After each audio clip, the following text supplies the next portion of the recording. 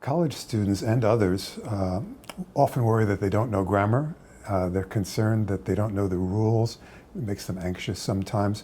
But the truth is that grammar is nothing more than the rules that let us communicate with each other in a sentence. The grammar of a language is just the way the language works. So if you're able to communicate with people, they understand you and you understand them, you have a basic understanding of grammar. And we learn the basic grammar rules for our language as children. And we become more sophisticated that way as we grow older. And the result is we can invent an unlimited number of original sentences that have never been said before, and also know whether a sentence is ungrammatical intuitively, without even having to think about it. So grammar really tells us how to change the structure of words to show how they function in a sentence and how to put them together in the right order. In fact, we all use different levels or styles of speech, depending on the circumstances, depending on the audience, our purpose, and even our mood.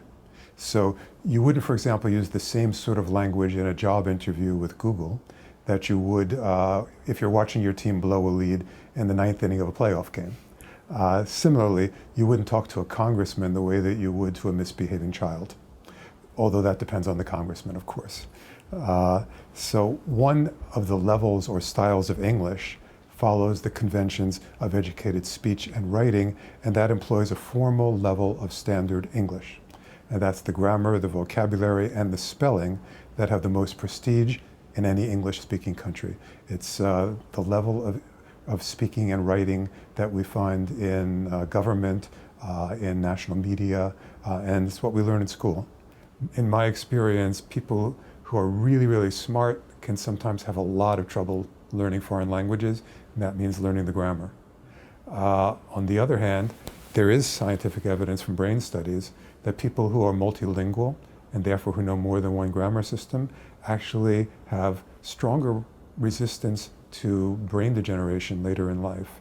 It actually reconstructs the brain to be multilingual.